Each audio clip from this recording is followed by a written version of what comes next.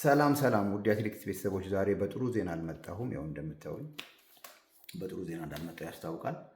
ከደቡብ ኦሞ የተገኘው በሀገረ ማርያም የአትሌቲክስ ማሰልጠኛ ማዕከል ውስጥ ያደገው በኋላም በሐዋሳ ከነማ ክለብ እና በኢትዮጵያ ባንኮች ክለብ ውስጥ አትሌት የነበረው አሁን ደግሞ በመጨረሻም በኢትዮ ኤሌክትሪክ አትሌቲክስ ክለብ ውስጥ አትሌት የነበረው አትሌት ጉሌቦ ዶርሳይ በድንገት ህይወቱ ሊያልፍ ችሏል።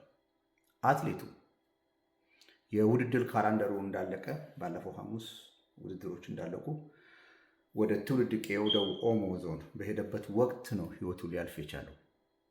ህይወቱ በምን እንዳለፈ በፖሊስ እየተጣራ ይገኛል።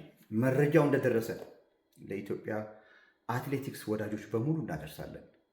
በዚህ አጋጣሚ በአትሌቱ ሞት መሪር ሐዘን ለገጠማችሁ ለክለቡ አትሌቶች፣ ለቤተሰቦች፣ ለጓደኞች፣ ለሁላችሁ ፈጣሪ መጽናናትን ይስጥ። እናመሰግናለን። ሰላም ሁኑ።